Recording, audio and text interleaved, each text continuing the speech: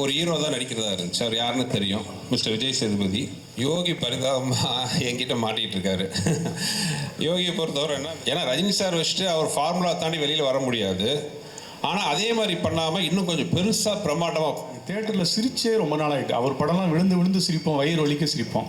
தேட்டரில் காமெடியும் இல்லை, ட்ராக்கும் இல்லை.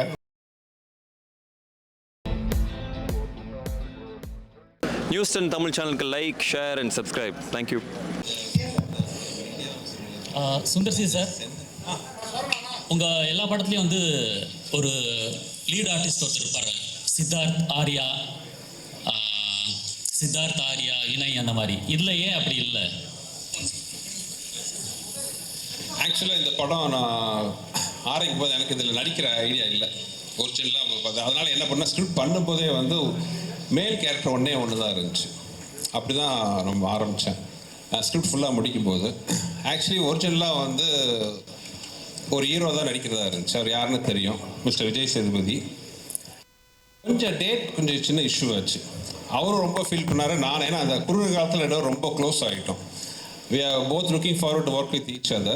பட் சின்ன ஒரு டேட் கிளாஷ் இருந்துச்சு. அந்த டேட்டு மாற்றினா இங்கே இருக்கிற எல்லா ஆர்டிஸ்ட்டும் ஆல்ரெடி நான் டேட் வாங்கி வச்சிட்டேன் ஃபைனல் பண்ணுறதுக்கு. ஸோ டேட் மாற்ற முடியாத ஒரு சுச்சுவேஷனாக இருந்துச்சு.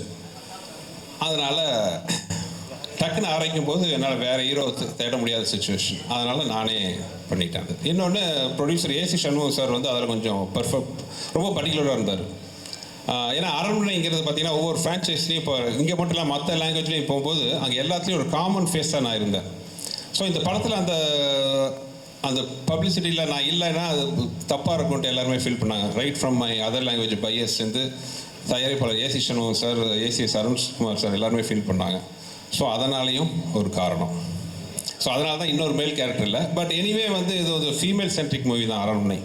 So more then Rashi Khanna and Tamannaah வந்து அதை அதை வந்து கரெக்டாக இது பண்ணிட்டாங்க. சுந்தர் சார், ட்ரெய்லர் நல்லா இருக்குது, ரொம்ப கிராண்டியராக இருக்குது, வாழ்த்துக்கள். மற்ற 3 பாட்டோட இதில் என்ன சார் ஸ்பெஷல், சிஜி தவிர என்ன கண்டென்ட் வைஸ்? சார் மற்ற படம் எல்லாத்துலேயும் பார்த்தீங்கன்னா அந்த எனிமிட்டி, நான் அப்படியே ஸ்பீச்சில் சொன்ன மாதிரி பார்த்தீங்கன்னா ஒரு எனிமிட்டி பேஸ் பண்ணி தான் இருந்துச்சு. இப்போ ஃபஸ்ட்டு படத்தில் பார்த்தீங்கன்னா அன்சிகா கேரக்டர் பார்த்தீங்கன்னா அவங்க காதல் நிறைவேறதுக்கு முன்னாடியே கொண்டுருவாங்க. ஸோ அதனால் வர்ற ஒரு இது. செகண்ட் பார்ட்டில் அதே மாதிரி பார்த்தீங்கன்னா அன்சிகா வந்து அவங்க குடும்பத்துக்கு அகேன்ஸ்டாக ரிவெஞ்ச் எடுப்பாங்க. தேர்ட் பார்ட்டில் ஆண்ட்ரியா வந்து அவங்க குழந்தைக்கு வாழ்வு கொடுக்க முடியாமல் செத்துருவாங்க. அந்த வெஞ்சன்ஸுக்கு வந்து ரிவெஞ்ச் எடுப்பாங்க. மாதிரி ஒரு பர்சனல் வெஞ்சன்ஸ் வச்சு தான் அந்த 3 பார்ட்டு இருந்துச்சு. பட் இந்த பார்ட் அப்படி இருக்காது. நான் ஸ்பீச்சில் சொன்ன மாதிரி ஒரு வேற ஒரு பேக்டாப்பில் இந்த கதையை சொல்லியிருக்கோம். அது ரொம்ப ஒரு இன்ட்ரெஸ்டிங்கான விஷயமா இருக்கும். ஒரு அந்த மாதிரி ஒரு கெட்ட சக்திக்கும் ஒரு தாய்க்கும் நடக்கிற ஒரு போராட்டம் மாதிரி இந்த படத்தோட பேச வரும். ஸோ அந்த விஷயத்தில் வந்து டோட்டலாகவே நீங்கள் அரண்மனை 1, 2, 3 பார்ட்டுக்கும் 4க்கும் பெரிய கான்ட்ராஸ்ட் இருக்குன்னு நான் நம்புகிறேன். அதாவது நாங்கள் நம்பி எடுத்திருக்கோம், ஆடியன்ஸ் பார்த்து அது சொல்லணும் அவங்களுக்கு பிடிச்சிருக்கான்ட்டு அந்த நம்பிக்கையில் எடுத்துருக்கோம். ஃபுல்லாகவே ஒரு வித்தியாசமான அரண்மனை நீங்கள் பார்க்கலாம் விஷுவலாக. இன்றைக்கி எல்லாருமே நாங்கள் க்ரீனில் உட்காந்துருக்கோம். அது காரணமே பார்த்தீங்கன்னா அந்த படம் ஃபுல்லாகவே வந்து ஒரு க்ரீனரியாக, அதாவது ஒரு காட்டுக்குள்ளே இருக்கிற ஒரு ஊர், காட்டுக்குள்ளே இருக்கிற ஒரு அரண்மனை, காட்டுக்குள்ளே இருக்கிற ஒரு போலீஸ் ஸ்டேஷன், காட்டுக்குள்ளே இருக்கிற ஒரு கோயில், ஃபுல்லாகவே அந்த க்ரீன் பேக்ட்ராப்பில் இருக்கும். ஸோ அதனால தான் அந்த ஒரு சிம்பாலிக்காக தான் எல்லாம் க்ரீனில் இருக்கும். ஸோ இட் வில் பி ஒரு விஷுவலாகவும் ரொம்ப பிரமாண்டமாக இருக்கும். ஸ்கிரிப்ட் சைட்லையும் பார்த்தீங்கன்னா ஒரு சேஞ்ச் இருக்கும். சுந்தர் சி சார், பெரும்பாலும் வந்து தமிழ் சினிமாவில் பார்த்தீங்கன்னா வந்து இந்த சீக்வல் இல்லைன்னா ஃப்ரான்ச்சைஸில் வந்து சக்ஸஸ்ஃபுல்லாக இருந்ததில்லை. 3 வந்திருந்தாலும் அந்த அளவுக்கு. பட் உங்களுக்கு வந்து 4th சீக்வல் வரைக்கும் வந்து அந்த ஃப்ரான்ச்சைஸியில் வந்திருக்கீங்க.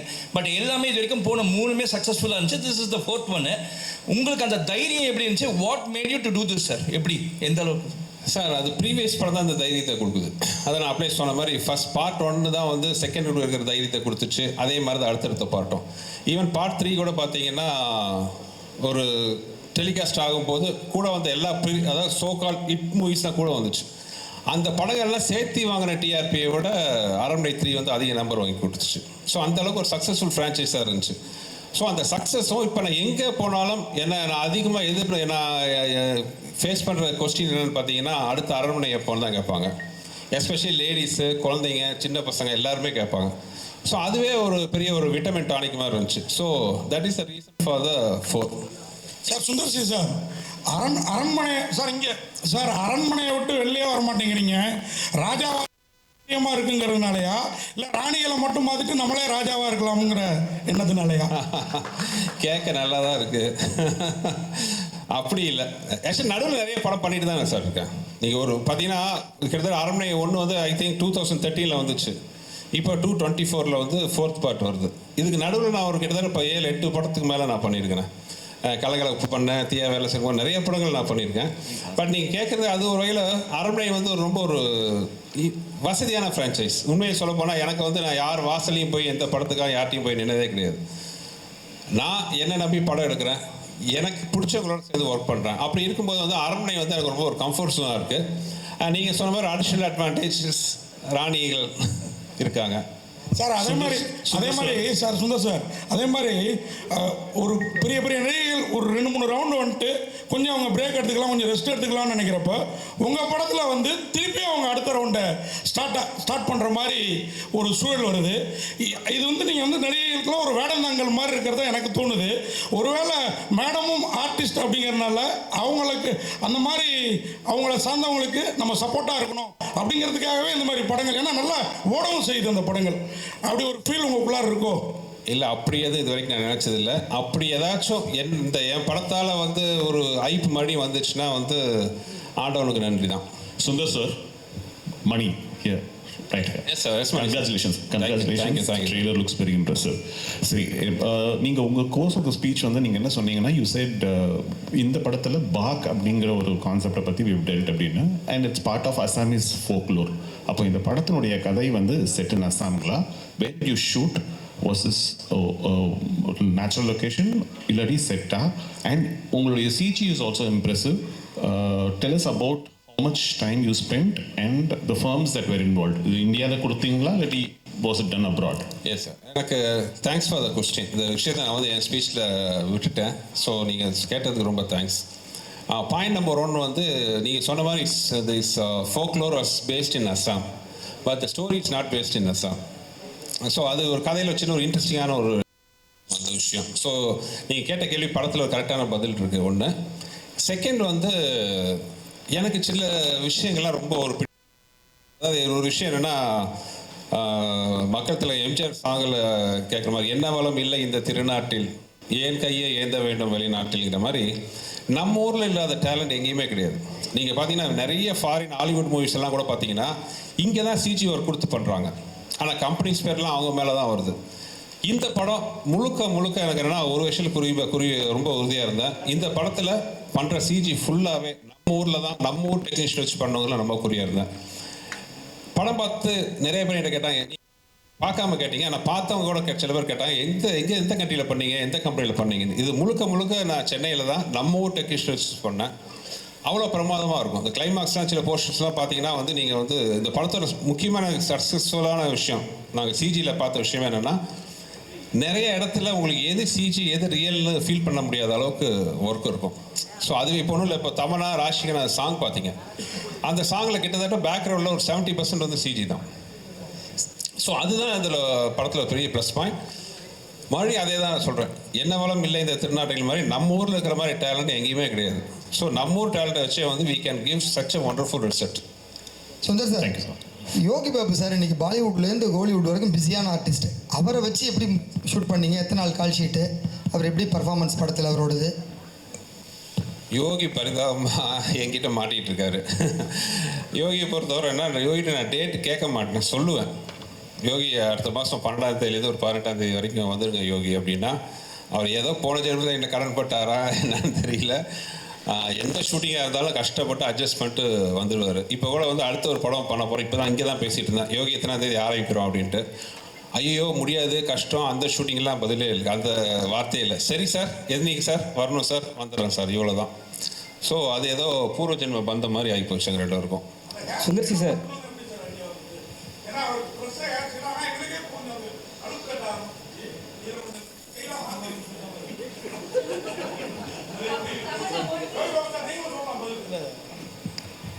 இது நீங்கள் கேட்ட கேள்வி திரும்ப கேளுங்களேன். கேப் கேட்டுங்க, அதுதான் மேட்ரு. விடுங்க, இதுதான் பதில், அவ்வளோதான், விடுங்க. சுந்தர்சி சார், நீங்கள் அரண்மனை இங்கே ஸ்டேட் அரண்மனை 4 எப்பவுமே வந்து அரண்மனைனாவே 2 ஹீரோயின் கூட வந்து கண்டிப்பாக வந்து குஷ்பு மேடம் இருப்பாங்க. ஏன் கம்பல்சரி அவங்க வராங்களா, இல்லை வந்து நீங்கள் எடுத்துக்கிறீங்களா, இல்லை நீங்கள் வந்து தான் ஆகணுன்றாங்களா, சண்டை போடுறாங்களா? அது ஒரு அரண்மனை. அதான் அவனுக்கு இருக்கிற முன்னாடி இருக்கிற பெரிய சவால் என்னென்னா, நான் ஏற்கனவே சொன்னது தான். நான் முதல் தடவை வந்து ரஜினி சார் படம் பண்ணுறதுக்கு முன்னாடி அப்போ வந்து நான் நினச்சிங்க மனசில் இருக்கிறதுலே ஈஸி வந்து ரஜினி சார் வச்சு படம் பண்ணுறது தான். என்ன ஒரு 4 ஃபைட் வேணும், கமர்ஷியல் விஷயம்லாம் வேணும், படம் பண்ணிடலாம் அப்படின்னு யோசிச்சுட்டு இருப்பேன். பட் ரஜினி சார் படம் கமிட் பண்ணி நான் பண்ணும்போது தான் தெரிஞ்சுது அது எவ்வளோ கஷ்டம்னு. ஏன்னா ரஜினி சார் வச்சுட்டு அவர் ஃபார்முலா தாண்டி வெளியில் வர முடியாது. ஆனால் அதே மாதிரி பண்ணாமல் இன்னும் கொஞ்சம் பெருசாக பிரமாண்டமாக அவர் பண்ண மாதிரி பண்ணணும், ஆனால் வேறு மாதிரி பண்ணணும். இது வந்து ஒரு பெரிய சவால். ரொம்ப கஷ்டப்பட்டோம். அதே தான் அரண்மனை சீரீஸும். அரண்மனை சீரீஸில் பார்த்தீங்கன்னா மக்கள் எதிர்பார்க்குற விஷயம்லாம் நிறைய இருக்குது. அதெல்லாம் இருக்கணும், ஆனால் எதிர்பார்க்கறதுக்கு மேலே இருக்கணும். ஒரு மாதிரி இருக்கணும், ஆனால் ஒரே மாதிரி இருக்கக்கூடாது. அந்த ஒரு மாதிரி இருக்கிற விஷயத்தில் முக்கியமான விஷயம் என் ஒய்ஃபும் கூட ஒரு சென்டிமெண்ட்டாக வந்து இன்னொன்று அவங்க என்னோட படத்தில் கெஸ்ட் ரோல் நடித்த படம், என் படம் ஹீரோ நடித்த படமாகட்டும், கெஸ்ட் ரோல் நடித்த படம் எல்லாமே வந்து நல்லா வெற்றி பெற்றிருக்கு. ஸோ அதுவும் ஒரு வீட்டில் சொல்லி பயமுறுத்துவாங்க. ஸோ இதெல்லாம் ஒரு முக்கியமான காரணம். Miss Tamanna? Tamanna, what made you choose this role, Tamanna? Here. What made you choose this role, this script? I mean, definitely one was Sundar C. sir directing this film, because we've done action together before, and in the Kadai Kekambodhu, I just felt it was completely different. And Sundar C. sir sonna madri நாங்கள் படம் எடுக்கும்போது ஒரு comfort, ஒரு understanding, ஒரு நம்பிக்கை ரொம்ப ரொம்ப முக்கியம். அண்ட் சார் கூட actually I think he's one person நான் ரொம்ப கான்ஃபிடெண்ட்டாக சொல்ல முடியும் that even if I don't here the script, I know that sir ஒரு நல்லா படம் எடுப்பாங்க, அதில் ஒரு நல்ல மெசேஜ் இருக்கும், ஆனால் ஒரு entertaining format la irukku. And I think that has been my core reason for being in the movies. நீங்க எந்த விஷயம் சொன்னாலும் அது என்டர்டெய்னிங் இல்லைன்னா அது ஆடியன்ஸ்க்கு கரெக்டாக சேர முடியாது. So I think he is somebody who understands if you want to actually tell a good story, how to make it entertaining but also say something with it. So definitely it was Sundar C. sir. I mean, it was very easy to make a choice. Miss Tamanna, here, right here, at the back. Hello. Hello. Ma'am, apparently when the director spoke, he said that, you know, you were, you had to go through a difficult schedule because this was a very challenging role, and that you had to do a lot of stunts in this film. So did you actually undergo any particular training? How did you handle the challenge? I think there is a lot of physicality in the film, but it's not what usually comes under the understanding of stunts. It's more the challenge here was more emotional for sure. Sir Kurta character na புரிஞ்சுக்கிறதுக்கு எனக்கு time படுச்சு, and I think that was very important that I should understand the character properly before I play it, and I just gave it my best and gave it a piece of my heart. So but I'm very thankful to Sundar C. sir for giving me this opportunity, because I'm sure this is definitely going to be my best. Yogi Babu sir mic கொடுங்களேன். Yogi sir சொல்லுங்கள் sir. Sundar C sir படத்தில் கவுண்டமணி என்ன நடித்தார், Vadivel sir நடித்தார், சந்தானம், நீங்கள் 4வது தலைமுறையாக நடிக்கிறீங்க. ஆமாங்க. ஆனால் இப்போ உள்ள சமீப கால படங்கள்லாம் நாங்கள் தேட்டரில் சிரிச்சே ரொம்ப நாள் ஆகிட்டு. அவர் படம்லாம் விழுந்து விழுந்து சிரிப்போம், வயிறு ஒலிக்க சிரிப்போம். தேட்டரில் காமெடியும் இல்லை, ட்ராக்கும் இல்லை, ரொம்ப மைனஸ் ஆகிடுச்சு. அதுக்கு என்ன சென்சாரில் நீங்கள் கொஞ்சம் ஹெல்ப் பண்ணுங்க போயிட்டு. ஏன்னா கவுண்டமணி சார் ஒரு நேரத்தில் வந்து டே காமெடி தலையாக அந்த தலையாக சொன்னார், எல்லாம் சிரித்தோம். இப்போ டேனாலே அது சென்சார்ன்றாங்க. அதை நீங்கள் முதல்ல கரெக்ட் பண்ணிட்டு வந்தீங்கன்னா கரெக்டாக இருக்கும். தேங்க்யூ. சுந்தர் சி சார், இந்த பேய் படத்தில் பெரும்பாலும் உலக லெவலில் கிளாமரே இருக்காது. ஆனால் உங்கள் படத்தில் மட்டும்தான் இந்த பேய் படத்தில் கண்டிப்பாக எல்லா படத்துலையும் ஒரு கவச்சி பாட்டு கவச்சி இது இருக்குது. இந்த ஃபார்முலாவை நீங்கள் எங்கே கண்டுபிடிச்சிங்க? மீனாட்சி, ஃபஸ்ட்டு இந்த பாட்டெல்லாம் இருக்கா இருக்குன்னு கேட்கறது நீங்கள் தான். மைக்கை பிடிச்சிட்டு இல்லை அரண்மனை வந்து நான் ஃபஸ்ட்டு எடுக்க பிளான் பண்ணது என்னென்னா, வழக்கமாக ஆரர் படம்னா என்ன இருக்கும், ஒரு பாலடைஞ்ச பங்களா, ஒரு டார்க்கு, ஒரு பயப்படுத்துகிற மாதிரி ஒரு அழகா, இந்த பேய்னாலே ஒரு பயம். நான் இந்த formula I want to break it.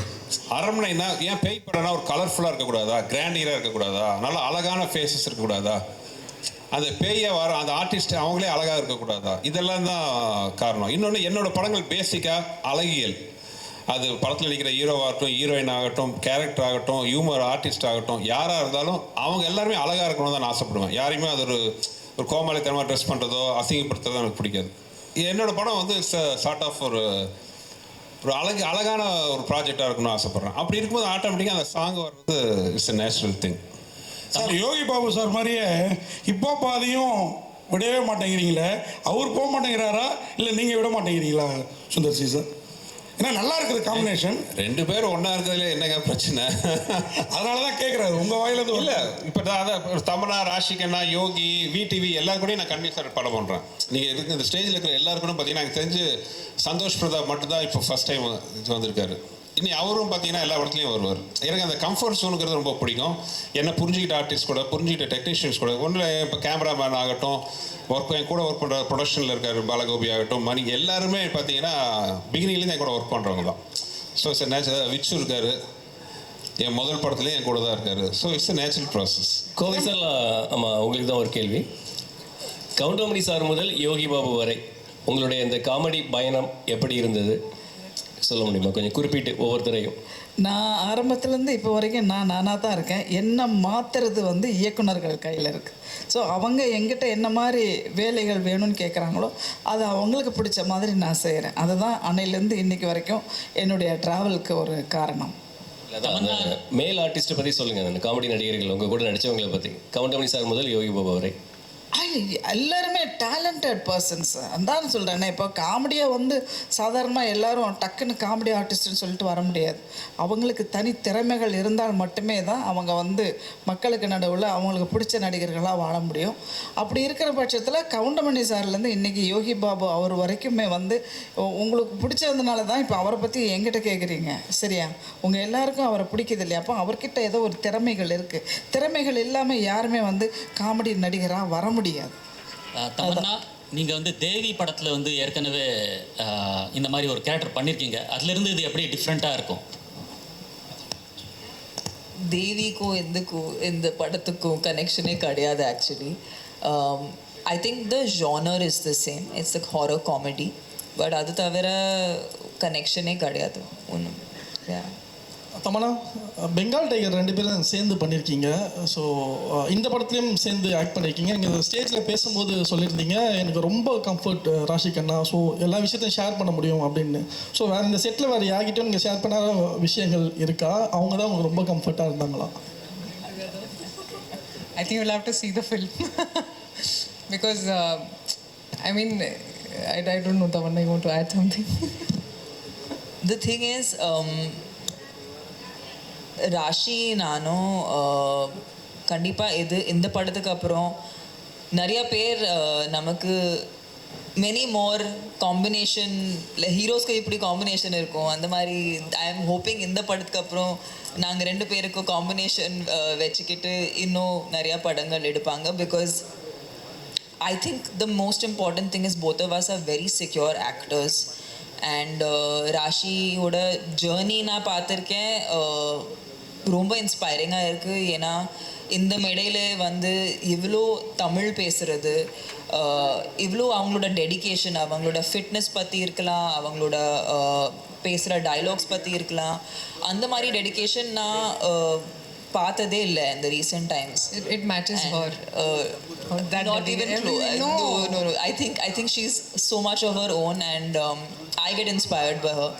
And when we did a film together, genuine or a bond form ஆயிடுச்சு. And of course, you know, we're not like chuddy buddies, we don't talk every day, but whenever we meet, ஒரு ரொம்ப fondness, ஒரு comfort, ஒரு லேயரே எல்லாமே பேச முடியும், அந்த மாதிரி ஒரு person she is. So we don't have any interesting anecdotes from the film, but actually share a very strong bond with Rashi. Rashik,